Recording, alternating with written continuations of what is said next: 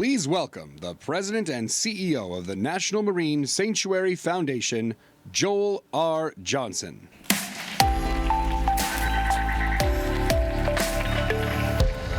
Hello, everyone. Good afternoon, and welcome back to Capitol Hill Ocean Week. This is our second day, and we are actually closing in on the home stretch of our incredible conversations that we've had over the last several days about how we can come together as a community, centering people to protect our oceans and create a sustainable future. So I've got a little special announcement that I want to make and share some information with you all that I think you're going to have a little fun with. Just a couple of days ago, we had our Ocean Awards Gala, and it's typically a big fundraiser for the National Marine Sanctuary Foundation. It gives us an opportunity to invite the community to come in and help support the work that we do, stewarding our nation's 15 national marine sanctuaries and a handful of national marine monuments. And we had an online auction and a silent auction at that event, and we thought what we would do is open it up to our audience at Capitol Hill Ocean Week to participate. So the key here is that we thought it might be wise to give you an opportunity to help support the important work of the National Marine Sanctuary Foundation, including helping to keep Capitol Hill Ocean Week free and open to the public. And that's one of its real superpowers. This event is accessible to anyone, everywhere, through basically online, virtually, or in person if you join us here in Washington, D.C. And of course, that takes resources. And so we'd love to ask for your help to participate. So you can go and now be a part of that online silent auction. And there's some really cool items there that you could take a look at. There's an e-bike that was donated by Yamaha, one of our cool corporate sponsors. I wanted to ride it out here, but I got vetoed on that. I think they thought I was going to go right off the edge. There's kite surfing lessons in Miami, kayaking in West Virginia, and actually a really cool 8-day river cruise in Europe, donated by Viking Cruises. Pretty cool stuff. Now, I'm going to ask one of my colleagues to come out here, Lisa Henschel. Lisa Henschel is our Manager of Corporate Relations. And you'll notice that Lisa is wearing a beautiful Rain Spooner shirt. We have been proud to have a partnership with Rain Spooner for several years. They make these beautiful limited edition shirts that's helped support the National Marine Sanctuary Foundation. The first was for Monterey Bay. She is wearing the Hawaiian Islands Oh, I'm sorry, you're wearing the Monterey Bay one. The first one was Hawaiian Islands Humpback Whale National Marine Sanctuary. This is the new Monterey Bay National Marine Sanctuary Rain Spooner shirt. So thank you, Rain Spooner, for being a great partner and bringing your talents to help support sanctuaries. And thank you, Lisa. So as you can see, you can go online and participate, but you can also simply just use your mobile phone and text CHOW24 to 843-606-5995. Or if you have a moment here and you're on site, you can walk out to our booth at the National Marine Sanctuary Foundation and do your pledge there with any of our colleagues. So thank you, Lisa. We really appreciate it. Thank you, Rain Spooner. And thank you all for helping to keep CHOW free and open to the public. All right, now, as I said, we're closing in on the rest of the day here, and we have a really exciting panel that is coming up that I think you're going to absolutely love. We're going to be talking about the path forward for responsible energy. And, you know, I want to take a moment to acknowledge Atlantic Shores. They are our sponsor for this session, and we just couldn't make it happen without them. We really appreciate it. Thank you, Atlantic Shores, for being a part of Capitol Hill Ocean Week. Advancing responsible offshore renewable energy is crucial, of course, and people must be at the center of this clean energy transformation. If you didn't hear me talking about that yesterday and today, I want to reiterate that people must be at the center of this transformation. Our expert panelists are going to share their insights on the ability of partnerships among diverse leaders who are dedicated to balancing responsible growth and the development of new energy systems that will restore justice to underserved and marginalized communities, as well as protect marine life and ocean health. Now, I'm really pleased and privileged to introduce our moderator, Noelani Kalipi. She is the Executive Vice President of Progression Energy. She leads the development of utility-scale renewable energy projects, specializing in floating offshore wind.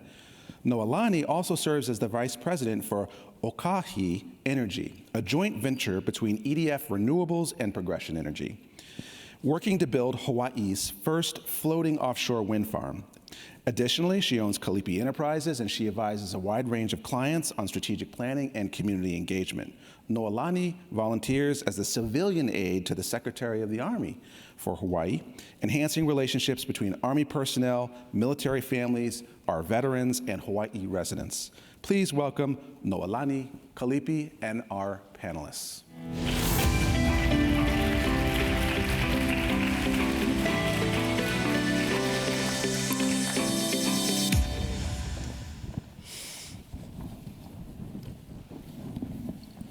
Aloha, everyone.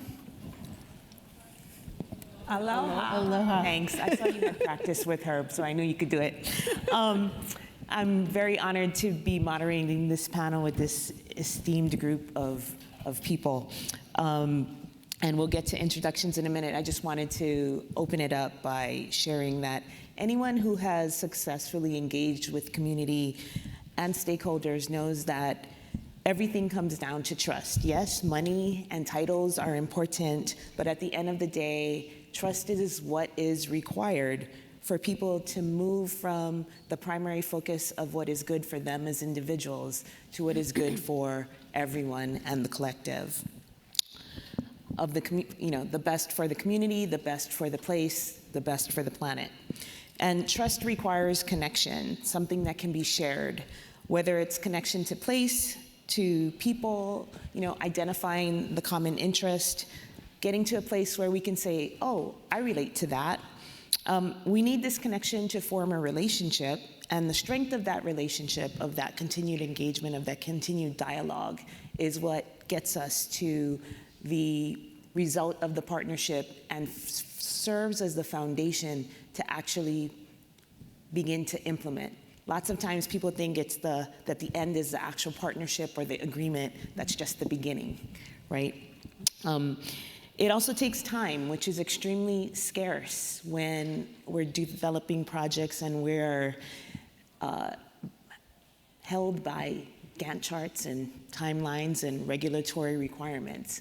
Being able to say, no, wait, we need to take the time to do this right is challenging, and this panel has a lot of experience in doing it right. And add to that the adage that we're only ever as good as our last mistake. No matter how many good things we've done, that last mistake is what people will remember and how they will see us.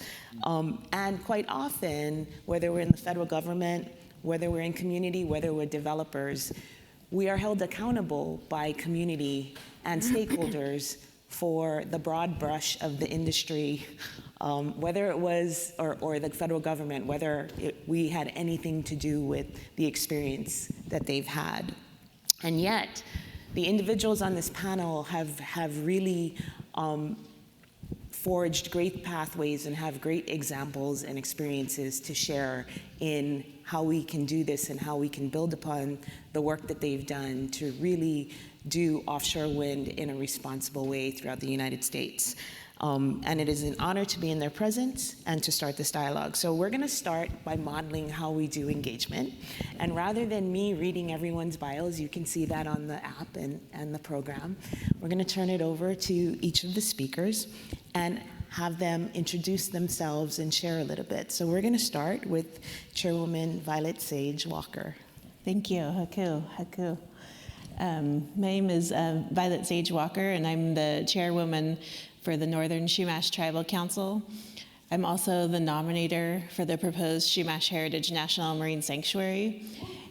Yes, thank you. And very grateful to be here and to receive the award on Tuesday night, the Wavemaker Award, and especially highlighting leadership. And I'd like to just add women in leadership and women in tribal leadership. There's an intersection here amongst this leadership panel about how important it is to have women and tribes involved in all levels and all areas of this type of work and negotiation. And so one of the things I'm most proud of is our recent agreement to go forward with the Chumash Heritage National Marine Sanctuary, and in conjunction, the offshore wind plans, the 399 call area outside of Morro Bay. Mm-hmm. And so that was a lot of work, and that was tribal leadership that got that agreement and that got that moving forward for the Marine Sanctuary and for offshore wind separately and independently. So I would just like to say that that thread is going to be in what I talk about today, is how important it is to have the tribes leading the way and involved from the very beginning, and they're able to do things that are outside of regular rules of government, and maybe able to do things that are unique and individual to them and to the success of the area and the projects. So thank you for having me. Thank you for acknowledging the work that we've been doing and the leadership it takes to get where we are today. Thank you. Next, we're going to hear from Ms. Klein. Great. Well, thank you so much, Nolani, and thank you to the National Marine Sanctuary Foundation. Thank you to all of you for being here today. Capitol Hill Ocean Week is an incredible time for everyone to gather and talk about the importance of the ocean, and it's the challenges that we face in protecting our ocean, the importance of ocean habitats for marine mammals, for all of us. We talk about the importance of people in this work, and really the oceans, of course, are so important to every single one of us. I would say they are an indicator of the realities of climate change and the real crisis we have upon us right now. And in turn, they hold promise as being a place where we can address that crisis through the responsible development of offshore wind energy and other potential renewable energy in the ocean. So it's really an honor for the Bureau of Ocean Energy Management to be here. I happen to be the director, but I sort of view my role as the least important in some ways. It really is the amazing staff. We're about 600 or so at the Bureau of Ocean Energy Management. We often say we're a small but mighty team doing our best to responsibly manage the energy resources that exist on the Outer Continental Shelf. So it's a true honor to be here to talk a little bit about how we move forward in this work, really, again, with a sense of urgency, because the president has said repeatedly, and I'm sure anyone who's seen me or heard me talk previously, he really has repeated that the climate change crisis is the existential threat of our time, and the federal government has a responsibility to do something about it. And so at BOEM, we are proud to play our small role in trying to address that crisis and do it with a sense of urgency every day in the most responsible way possible. So it's an honor to be here. Thank you. Next, we're going to hear from Letice Lafere. Thank you for hosting National Marine Sanctuary Foundation, for pulling together CHOW, of course, but also this panel. I appreciate the holistic approach that's been taken to think through different perspectives on this issue. And thank you, Noe, for helping to guide us as we thought through this panel in particular. I'm Chief of Conservation and Stewardship at the New England Aquarium. And as a trained marine biologist and a policy professional, and I'll say in some ways a political wonk, I know this is a tough issue. This is one of those issues that acknowledge just how important it is to make decisions that are well-informed and to think about the trade-offs that we all have. And so to speak to the tensions of an issue like this, where there is the urgency that Liz mentioned, while trying to think about implications of the way we do this work and the way we might scale up offshore wind. And so as someone who grew up in the Midwest, I'm an ocean person by heart, and I do this work because I know that we're all connected. You know, the ocean is connected to us and we are all to it, but so are our decisions. You know, I acknowledge that what we do and don't do have implications. And so something like this is an issue that has all of those considerations. So I appreciate being on this panel as we think through how do we address the challenges before us and consider the trade-offs while doing it in a responsible way so that we aren't repeating past mistakes, so that we aren't finding ourselves with unintended consequences while we try to solve one problem and create new ones. And so this is a good place to start as we think through all the different perspectives and all the knowledge that you see sitting on this panel. So thank you for having me, and thank you for moderating, Noe. Thank you. Next, we're going to hear from Jennifer Flood. Thank you. Hello, everyone. I'm Jennifer Flood. I'm the head of permitting with Ocean Winds North America. And I'm really honored to be here today, and thank you, Noe, and the National Marine Sanctuary Foundation for having us. Ocean Winds is a global offshore wind developer company that is currently constructing or developing or operating offshore wind projects in 8 countries. Here in the US, we have 3 offshore wind projects in the development stage: the South Coast Wind Project off the coast of New England, the Blue Point Wind Project in the New York Bight, and the Golden State Wind Project off the coast of Central California. I personally am so passionate about what I do, but more importantly, how I can contribute in one small way that hopefully leads to a bigger solution to the clean energy transition, and more importantly, to the fight against climate change.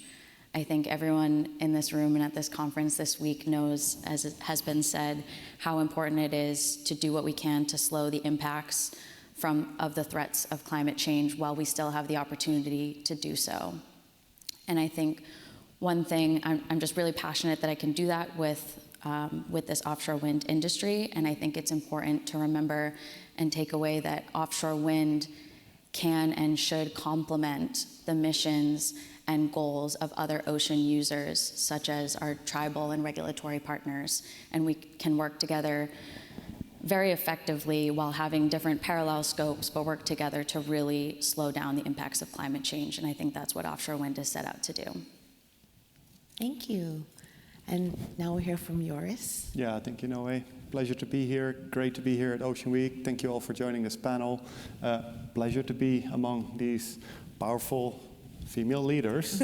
Be a man on this panel, that's lovely. So thank you for the invite. It's just, yeah, exactly. We can clap for that.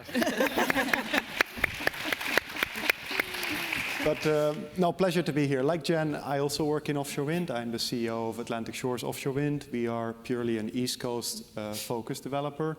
We do have 3 leases on the East Coast, which makes us one of the larger offshore wind developers on the East Coast. And Noe, you talked about trust in your opening. I think that's the key word here. We also heard about how we're all humans and how we are doing this work because we want to further the livelihood of people. Projects our size, and we're developing multiple projects at Atlantic Shores, they only move forward at the pace of trust. Right. So building trust is absolutely critical. In fact, it is important, so important that without trust, we can't move forward. So doing this in a way, in ways that create trust with the communities that we ultimately serve, with tribes, with stakeholders, at various levels, is just, in essence, what we need to do. Otherwise, we will fail. Offshore wind is also a new industry, so we're also having the opportunity to do this right from the start, so that we don't have to look back 20 years from now and say, oh, if only we did that a bit differently 20 years ago, if only we knew now what we know now, etc., or we knew then what we know now. So yeah, in that sense, it's very important to share knowledge. In general, as we develop our projects and with communities and meet people where they're at, but also at stages like these and have this open dialogue. So I look forward to bring in that offshore wind developer perspective, and yeah, happy to be on the panel. Well, thank you.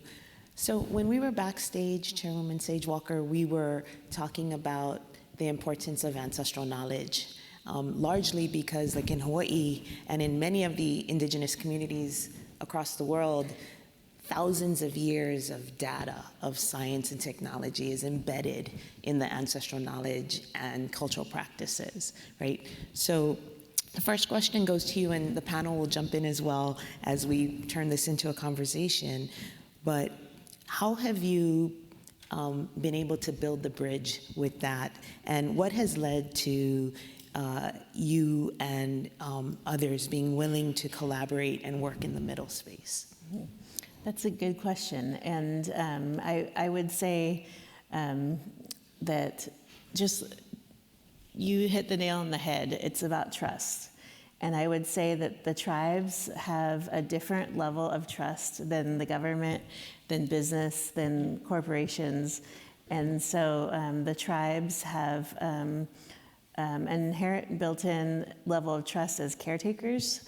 And so it was, and personally, I will use this experience because it's just so recent with the Golden State Wind and the other 3 leaseholders that people have been coming to me asking me how I feel about offshore wind. And that has been, it's like my side job or something to explain how I feel about offshore wind. And that is because there is less trust in the government, less trust in corporations, and there's more trust in environmental organizations and tribes.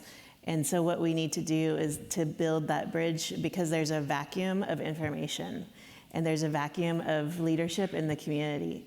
And we are being relied upon more unduly than we should because there's this vacuum. And not that it's anyone's fault that there's a vacuum, there's just not maybe enough people and it's all new technology. But bringing in the National Marine Sanctuaries to our community, a lot of people didn't know what NOAA was. They thought NOAA was a guy, so, when I say NOAA, they're like, who's that, but we have filled a vacuum of information that is probably put an undue burden on the tribe. And so I would just like to, say that, if anything, I don't even remember the whole question, but the question is, how do you build bridges? And that is by giving the tribes and the people the resources and information that they need to build those bridges. And I would say that the reason that I can be a bridge builder is because I spent a whole year touring the world with other people from California and the energy commissioners and looking at all the offshore wind all around the world.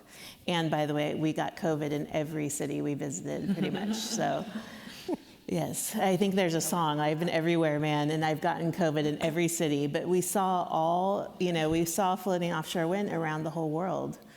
And so unless you see it, then you are afraid of it.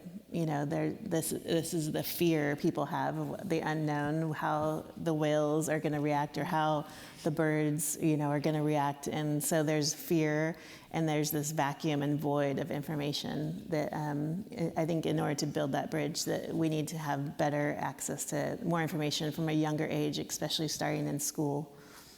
So I think there's also I find many times that non-indigenous people or individuals tend to think that we all think alike, Yes. right? And don't sometimes realize that the bridge builders get more angst and anger from community than the outside officials. So how do you manage that middle space? That's a great question. And I will tell you that I have lost friends as a bridge builder in the tribal capacity. I have lost friends that are conservationists and environmentalists. And it is because they feel like we are selling out, and when in reality, we have to balance what is right for the ocean, the climate, and for 5 to 7 generations down the road too. And so we think about our people and my nephew that's here in the audience and my parents and stuff are here, and we have to think about more than, when we are conserving something, we're usually removing the human element from that. Right. And so we have to think beyond the traditional word of conservation and start thinking holistically, like thrivability is the word my dad used. And, I have lost friends creating a marine sanctuary. I have lost friends supporting and wanting to help offshore wind. And so as a tribal person, people think that that you have sold out. And I will tell you, it's very difficult because tribal members are not a uniform. They are not a voting bloc. They are not, a party per se, a political party, and most of them don't agree on anything. So just like a regular family. And so I have been in a position to where I'm exactly what you just said, on both sides of the fence, and trying to be a bridge builder has been very difficult. Well, thank you for doing everything that you've been doing, and being the model for so many other communities and leaders. So thank you. Director Klein, how does BOEM, like, what lessons have you learned as an agency and in this position in dealing with the multiple perspectives and doing the work of the federal government? I think, well, so many things, but I would start keying off this issue of information and just how important it is to provide as much information as we can about this, first, why we're doing this, and the importance and why we act with a sense of urgency.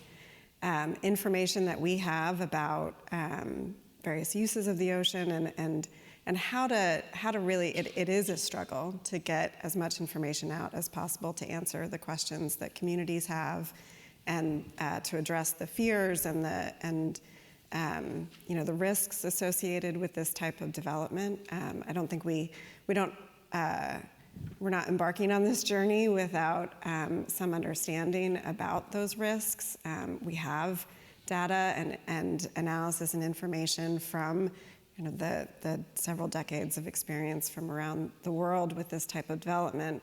And so how do we get that information out? And we've, at BOEM, have tried to take several steps, for instance, to get as much information as possible from project proponents.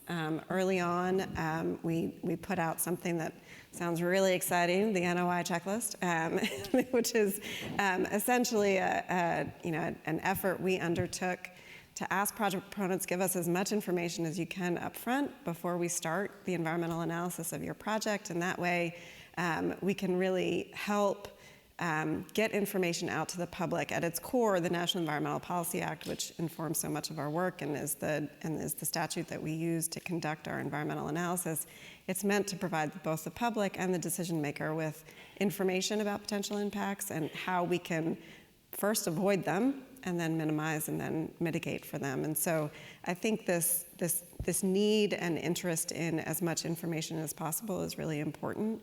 And finding the best ways to get that information to folks, right? I mean, we are saturated every day with sources of information. And so how do we best get that information into the hands of the people who need it? And importantly, how do we make sure that we have the information we need, right? We at BOEM are also taking a lot of steps to ensure that we are incorporating indigenous knowledge, and we are finding ways to make sure that when we present a project or we are looking for lease areas, that information about the importance of these places to indigenous communities is reflected, and we understand that full suite of issues. And so it is a constant challenge, but it's one that we get up every day and we do our best.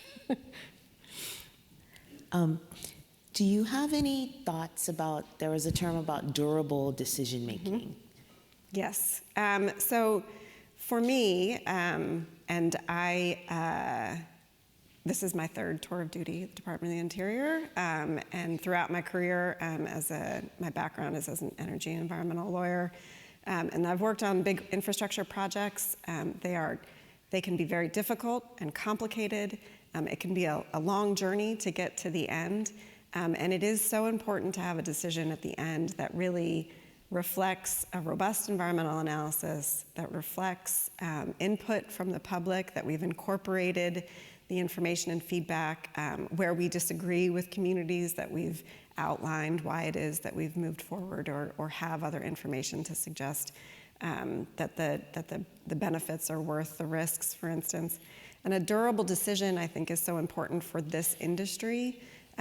We know that there will continue to be opposition, there will be litigation, and sort of a durable decision really reflects the amount of thoughtful and engaged and important environmental review and other work that's gone on to understand the impacts, potential impacts of projects, first avoid and then minimize and then mitigate for any impacts that we might expect. And so I think a durable decision provides a sense of stability and certainty, and really helps to show that the US is a place where this can succeed, which I think is important if we're going to build the industry. It can't be that we just have one project and then it won't work if there isn't a sense of that these projects can be done sustainably and responsibly. I also think so much of this is helping everybody to feel comfortable in the discomfort, right? Sometimes you have to marinate in the discomfort to get to the solution, as opposed to what we're conditioned to do is fix it right now. It's like describing my everyday, marinating in the discomfort.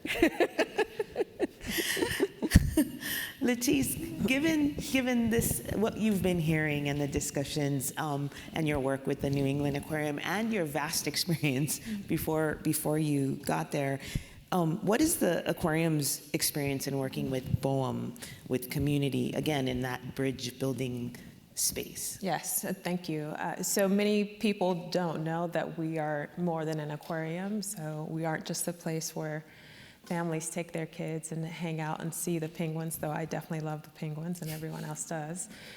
But we have a dedicated research arm in the Anderson Cabot Center for Ocean Life, where we have more than 40 scientists working in the lab and out in the field to inform decision making, and that includes on offshore wind. And we've been doing aerial surveys for more than 10 years in the lease areas, the wind lease areas in our region in New England, in addition to boat-based surveys. So over that time, in doing that work, we're able to provide data and information, so getting to the fears and the lack of information, we're able to provide information to BOEM and to developers and to community members about what we're seeing out there.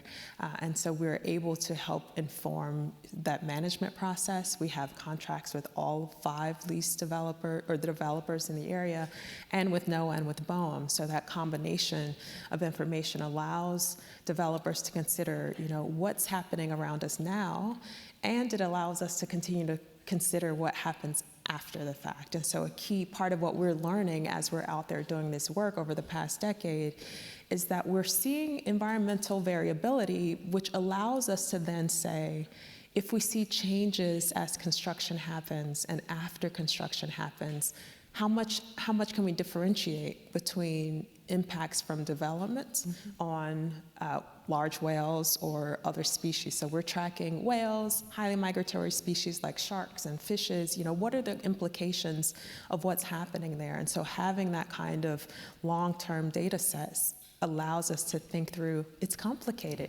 It won't be easy to say, this is because of X, right? And so, but if we're seeing the changes and what's happening already due to various issues, it does allow us to give that information to improve management. But to get to the point of, avoid, minimize, mitigate, the information helps inform the decision making. It won't be the only consideration. So to your point, as someone who's seen this from different sides, it's important to have knowledge. It's important to integrate that knowledge in a holistic way. You have all of these different approaches. It might be visual, it might be acoustic, it might be indigenous.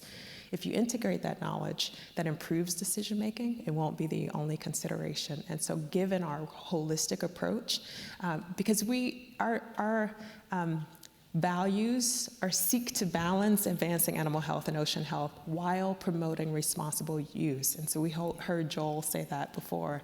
As a beloved institution, people are conservation. We can save the whales, but if people aren't at the center of what we do, at the center of that mission, we won't be as successful. So given that we're taking that scientific approach and integrating it in the way that we engage with partners, it allows us to just ensure that those considerations are being taken into account in a weighted way, but knowing that it's not the only thing that will be considered. Oh, there's so much more I want to ask, but so Jen and Joris, I'll ask Jen to go first. And as a side note, thank you, Joris, because I've been in so many panels where I'm the only woman and it's all men in renewable energy, so thank you. With that being said, Hearing all of this, what are the challenges that you've encountered as developers, and how do you address that? So Jen, do you want to go first? That's a good question. I think going off of the comments that were recently made, especially those by Chairwoman Violet and Director Klein, I think specifically in the permitting space for these offshore wind projects, we want to work with BOEM and the other regulators to figure out what the impacts will be of these projects early on. And I think BOEM does such a thorough job in their reviews of these projects and the proposed mitigation and monitoring measures. And it's thorough, it's conservative, and it comes out with identification of impacts, and some of them are adverse impacts. And to your point earlier of developers wanting to address them and move forward, and BOEM wanting to keep to their timelines and their schedules, it's hard to do that while also building trust with our partners, which is so important. And I think that identifying an adverse impact from a project, especially a project that hasn't been built or really developed and gone to operation yet in this country, it is scary because of the point fear of the unknown, and it's very real. So I think it's important for developers, as we're going through the permitting and development of these projects, to work with the BOEM and the other cooperating agencies in the National Environmental Policy Act to identify and listen when we will have adverse impacts, and be a project proponent in the permitting process, but also be a partner to our important stakeholders, such as the tribal communities, to understand what can be effective mitigation that's not just the quick and easy out to get us to the end of the NEPA process, but something that's going to be significant and meaningful while we are neighbors and co-ocean users for a long time. Thank you.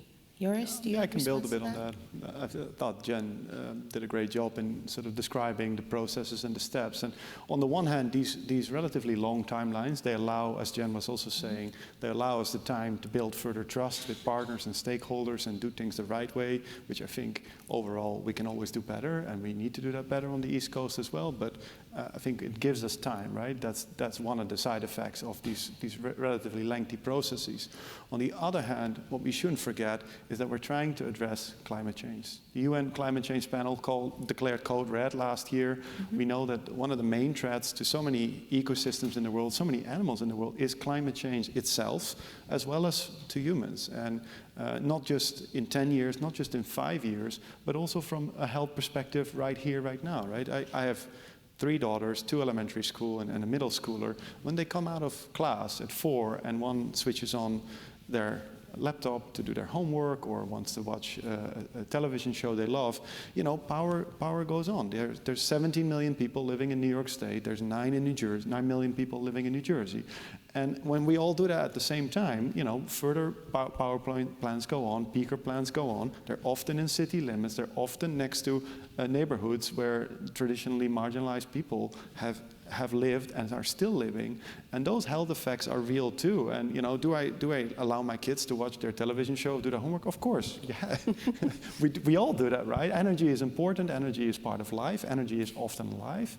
But at the same time, we know that we are now in 2024, and we have only so much of a carbon budget left to minimize the negative impacts of climate change. So that's the other side of the equation too. That time is important in both directions, right? We want to hopefully switch to clean renewable power as quick as we can as well, and do it in a durable way, and do it in a sustainable way.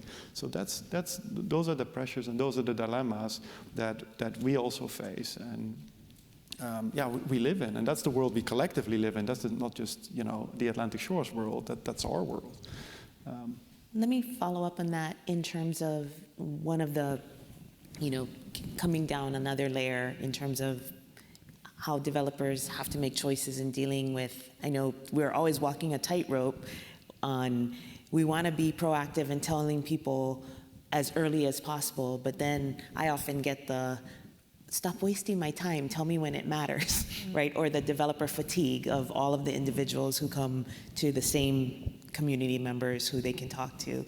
But another factor of that I want to ask about is, how have you handled balancing being as transparent as possible and sharing information, and knowing that opponents are waiting for that information to block and use it against the efforts of collaboration. So I'll ask you first, Joris, and then we can ask the rest of the panel. Yeah, no, I mean, we keep assuming good intent. We have to be as transparent as we can. In fact, we have nothing to hide. So we can lead with science, and we can share information as we have it. In fact, in Atlantic Shores, we made some decisions to share information. For example, all the information on our LiDAR buoys that measure wave speeds and wind speed is public. Is that commercially strategic? Not per se. Some of our other developers, they come to me and they laugh about it. They say, thank you so much for that data. That's very useful to understand where you guys are at. But we think it's right. And there's PhD students that do their graduation projects on the basis of this data. There's people in society that, we can further advance as a community because of those things. So I think there's absolutely something we can do in terms of not just assuming good intent, but then also sharing, a lot, and sharing more than we've done before. I think your other part, Noe, is also very true, that until, at least on the East Coast, now with the New York Bight lease areas, credit to BOEM, it's mandatory for all of us to do a lot of our permitting efforts, including consultation, including sharing information as a group. It is very frustrating to deal with us developers one by one by one. I can imagine that. I can very much imagine. And we all have some versions of the same story and certain differences, and then there's different companies and different brands, and we need to realize as an industry that we're all in the same boat anyways. We might as well do things more collective in the first place. And I've been advocating for that since I got in this role 5 years ago, and I will keep doing that.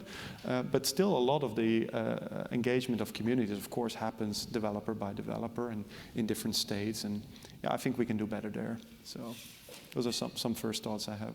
Chairwoman, can I ask you to respond to that as one of the people who are always tapped, whether it's offshore wind or anything, not only as in your role as chairwoman, but just as a bridge builder in your community?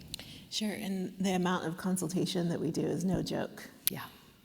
So thank you for trying to combine the amount of work that we have to address. And even with BOEM, and the agencies now are taking more of an intentional effort to combine consultation and to put less of a burden on the community taking all these meetings separately. And I know that the leaseholders in Morro Bay have made an effort to do that as well. And not only does it reduce fatigue on us, because really there is just a few people that do all this consultation, but it also allows the messages to be more uniform and easier to understand and digest. And so when we talk about working with tribes or community members, it's better to have open community meetings where people can just talk openly and hear everything together. And that is the transparency that people need. And that's also, I think when you originally said, what do you do when you put out this information, people will construe it and use it against you and make fun of you or just, steal your information out of your work. I actually think let them do that and let them blow off some steam for a year or two, because it's not going to happen for 5 or 7 years. And so, unfortunately, the rumor mill is going around how offshore wind is going to kill all the birds, and they're going to. And there is some truth to some things, but this, the stuff that is just, ridiculous, and stuff, people will lose steam and realize it is really not that going to happen that way. We have some of the, people say all the time to me, what about the offshore wind? You're going forward with the sanctuary, and you gave the blessing to go forward with offshore wind. I say, because we have the best and strictest environmental review in the entire country in California. I mean, everyone in this room loves like initials like CEQA and NEPA and Coastal Commission and, the EPA, IR, all these initials that we have. I mean, it's not nothing. Right. And so when we talk about your EIS and your EIR and like all these really exciting things, we're going to have to do a lot of work to get this to function. And so giving our blessing to go forward is because it's an emergency. And we need to go forward with both the marine sanctuary and marine conservation and renewable energy, and they're both emergencies. And so I think that, doing good work and making it public and making it accessible and letting people, just get used to it and get used to talking about it and not hiding it till the last minute is really important. Yep, get rid of the boogeyman while we can. Yeah. Pull the release valve. Yeah. Yes. We have a question from the audience. It says, how are you addressing concerns from fishers? Boehm, is this one of the potential impacts you consider? It seems both fishers and all groups on this stage want climate action, and how do you address this? Sure, it's a great question. So in Boehm's process, from the moment we consider offshore wind in any area, the first thing we do is try and proactively identify places for lease. That hasn't always been the case with infrastructure development that happens on federal lands or federal waters, right? In the past, it's been reactive, where a project proponent says, I want to put a project here, and it might turn out that project proponent didn't fully appreciate the existing ocean uses or the important resources that might exist in a place. So for Boehm, it's been very important to proactively try and deconflict areas for potential leasing. And data about important fishing areas is critically important to that process. And so we thankfully have a really close partnership with a number of federal agencies in this work, but in particular NOAA. And they have a NCOS modeling that they do, so essentially, sea space planning that helps us to do the analysis about the places that seem most well suited for offshore wind development. And again, the information about fishing areas and important places that both see a high volume of fishing or they serve as important habitat, that is one of the first things that we look at. We certainly do an enormous amount of engagement throughout the lease area identification process, including with fishing communities, to understand what their concerns are, to understand the types of fishing activities that are taking place in an area. In the US, unlike in some other places around the world, in the US, we're not anticipating that, and we have not, projects, once they are constructed, are not closed off to fishing. Obviously, there will be certain types of fishing that will be hard to do within a project area. Trawling, for instance, might be one, depending on the area. But we, the time period where there might be closures is really around construction. But once the project is up and running, it'll be open for fishing, and that's been really important. And I know a lot of companies have actually done direct engagement with fishing communities about the types of fishing that takes place in an area and how to, again, avoid impacts to that use first and foremost, and if it can't be avoided, how do we minimize and mitigate for it going forward. In the decisions that we've made on individual projects, we've gone from 0 to 8 decisions during this administration. Yay, which we're pretty proud about. 10 gigawatts of clean energy, which represents a huge leap forward. And as Joris would say, parenthetically on the East Coast, we have the potential to provide clean energy to something like 25% of the US population, which is pretty significant and would replace some pretty dirty energy, frankly, that comes from that supplies our mid-Atlantic and Northeast communities. So once we do the reviews of individual projects, we continue to find ways to minimize and mitigate any impacts associated with the projects. And we're, have developed ideas like mitigation funds. So if it happens that a fishing vessel runs into some impact as a result of project construction or anything of that nature, there's a process that can be used to mitigate for those impacts. It really is, to a developer, the folks that I have met with, figuring out a way to move forward with offshore wind in a way that respects existing fishing and the importance of the fishing industry to so many communities all across the country is first and foremost on their minds. And so that's just some examples of the work that we're doing to try and address those issues. Thank you. I think, go ahead, Letice. Just wanted to chime in quickly on that. So in New England, part of the reason that as we work with all of the developers there, is one of our conditions is that the data is available to answer some of these questions. So it's not just about the siting per se, but what we're finding is because we have this breadth of information and have the condition of sharing it, not just keeping it to individual developers, that we are finding partnerships with other academic institutions and with other users. So wreck fishermen, for example, are coming to say, well, what does this mean for us? So I just wanted to chime in from the data and scientific perspective. Having this information available does help deconflict, and it does inform decision-making by the fishermen, and it informs other types of decision-making when we're able to share the information and collaborate in a holistic way. Because, to the points that some were making before, not with my scientific hat on, but with my policy hat on, there are intentions and there are realities. Right. And this kind of information help you figure out, if this is our intention and these are the realities, where do we find the space in between? Yes. Chairwoman? Sure. I just wanted to put out there that we had been talking a lot about what we call community benefits too with offshore wind. And I really want to say that if your community is not benefiting from offshore wind, then come talk to me or somebody, because community benefits on offshore wind should be to help the fishing community and help bring back, they should be going to the ocean, not necessarily to fixing potholes in your roads and schools and stuff. The community benefits from offshore wind should be going to enhance the ocean.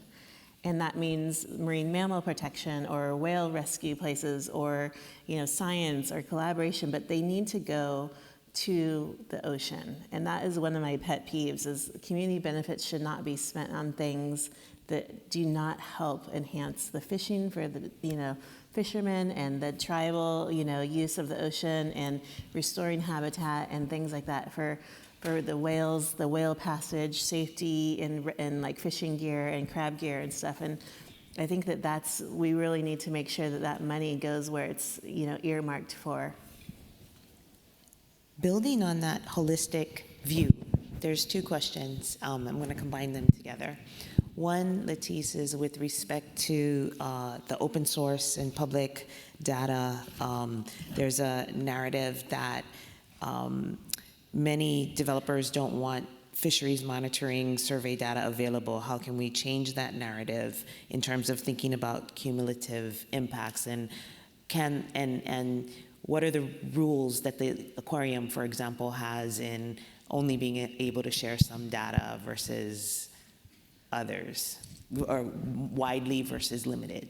So I'll first say, it sounds like that question might need to go to developers and changing the narrative, but from our perspective, that is exactly why we think it's important to share the information, right? And so if there are narratives that aren't supported by evidence, that aren't supported by the knowledge that we have, then that's all they are, narratives. But we know the power of storytelling. Mm-hmm. Right? Perception is reality for many, and so it's important to collaborate, again, across these perspectives. So if we can say that this is what we're seeing, and the developers can say, and this is what we're doing based on what we're seeing, we start to address more directly those narratives if that isn't the reality. So back to what I was saying in the beginning, or just in that last question on that space between. But then it's really important to have the agencies like BOEM and NOAA at the table saying, and this is all of this that we're gathering from our permittees and from our collaborators in the science space, to, again, go head on with those narratives. And of course, some of those narratives are created. They have no basis, right? And it's things like that and others that become misinformation because that's the story that someone wants to tell. And so that's why for us at the aquarium, the things we share are based on the information that we've gathered ourselves, that to then support what we're saying about those issues. So often we take a pragmatic approach. If we are saying we are advancing something, it's based on our own information. It's not just purely for advocacy's sake. It's based on what we know at the time.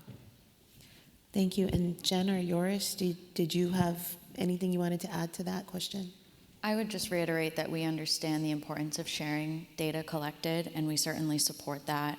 At Ocean Winds and with other offshore wind developers, we need to do pre-construction, construction, and post-construction fisheries monitoring surveys, along with many other environmental surveys. And to the point earlier about partnerships and using the knowledge of fishermen and commercial and recreational fisheries, it's one of my favorite things when we can partner with the local fishermen and really use them for our fisheries monitoring surveys, but also for other permitting requirements, such as investigating a potential historic property or going out before a geophysical survey, because they know what's out there. They know where to look for constraints or other fishing activity, and being able to partner together to move forward with these projects and help show that we want to show up together, we want to continue to work together, not just during the development, but throughout the whole life of the project, is really beneficial. In our lease areas, we mostly have clam fishers. So I, since the last 5 years, know more about clam fishing than I ever thought in my life I would learn about clam fishing. And I think the other thing, in addition to what Jen already said, it's also deliberately making new collaborations to collect new data. So we do, for example, future casting studies about what's the impact of climate change on the spawning grounds for clams.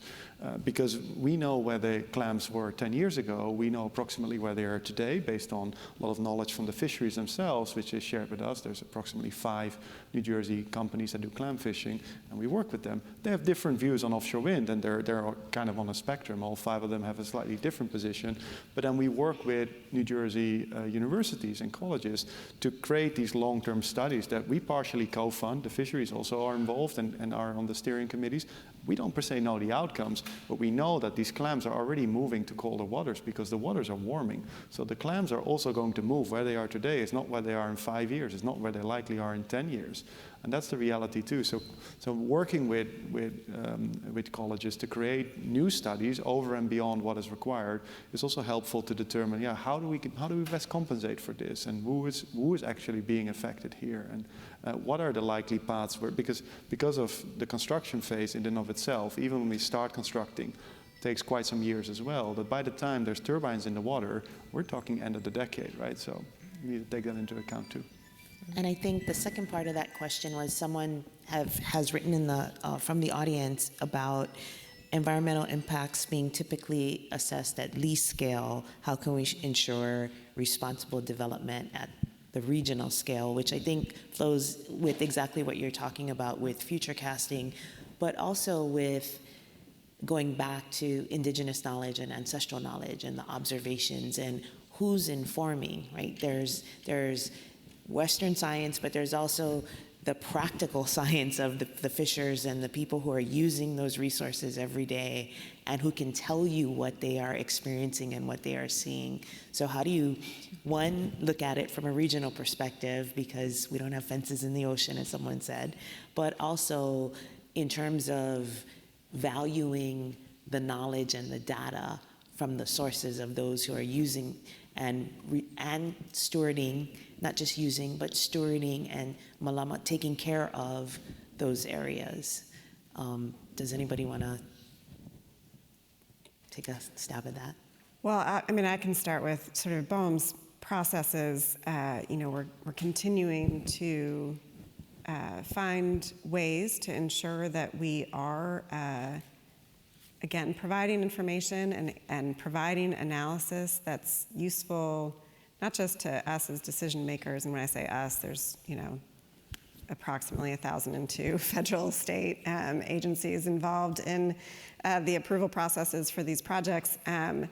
But for instance, we've embarked on a regional programmatic review for the New York Bight area. So for that very large area, I do this, but it's very large area, a programmatic EIS review for the New York Bight area to assess what are the types of mitigation measures, right? What are the impacts that we are foreseeing across a large area, sort of more of a regional scale than a lease or a project-specific scale, and how can we identify measures at an earlier time in the process to let the public know, yes, we think this could be a potential impact, and here's how we're going to address it. I mean, I think that's part of a lot of the narrative around offshore wind is around the potential impacts.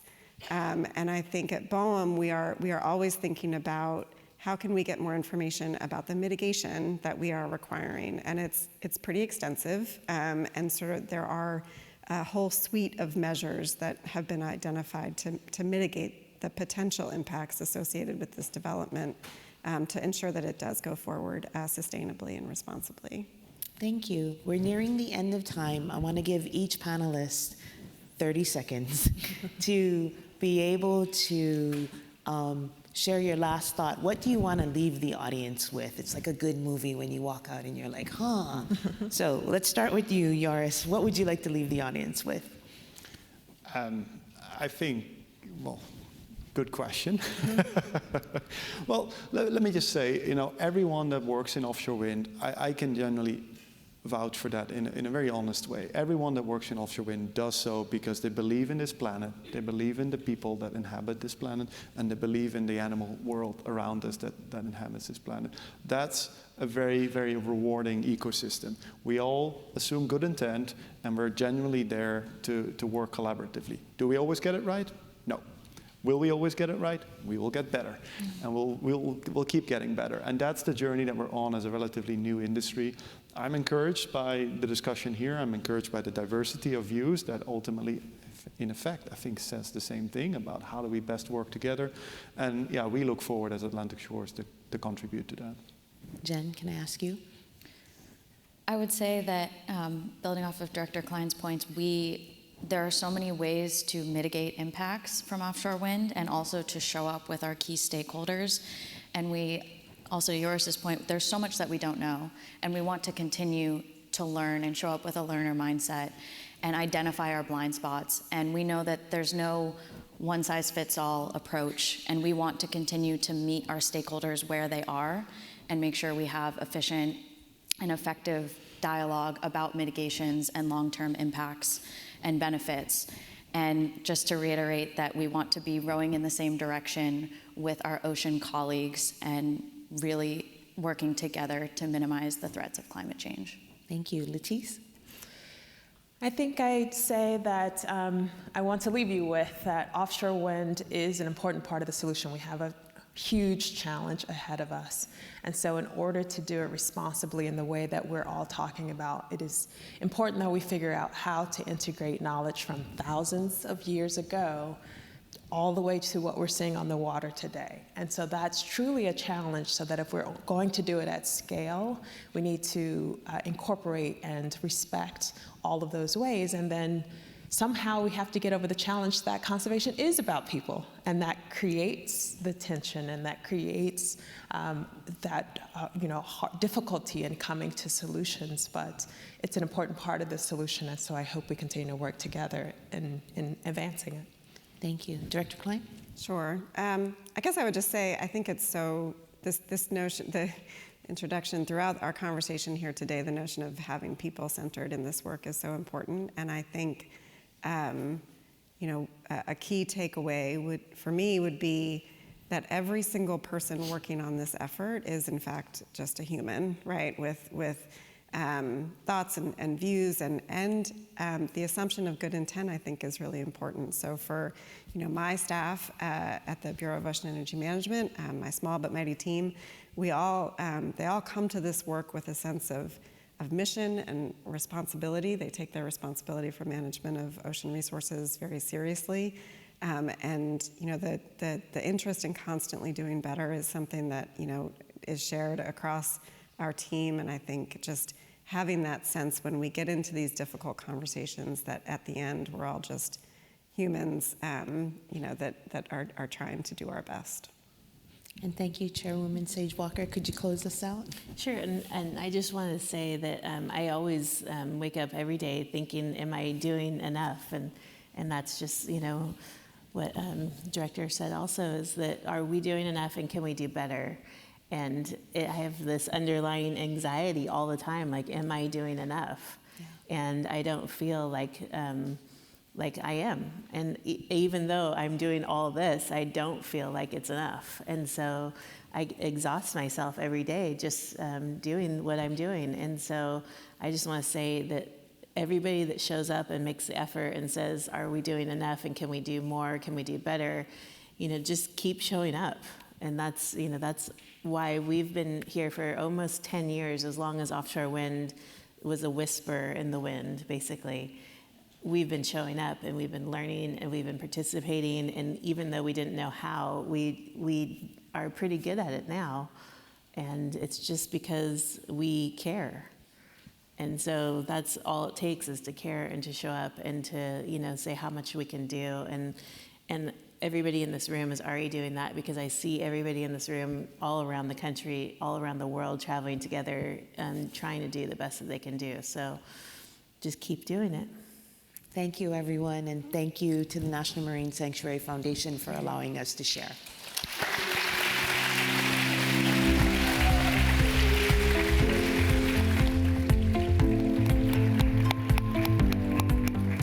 So thank you to our moderator, Noe. We really appreciate you leading this vital conversation. Thank you to our distinguished panelists for sharing your thoughts and perspectives. I want to take a moment to acknowledge that Violet Sage Walker, Chair Violet Sage Walker, is also the recipient of the 2024 Sanctuary Wavemaker Award at the Ocean Awards Gala a few nights ago, put on by the National Marine Sanctuary Foundation. Congratulations again, Chair Walker, for that.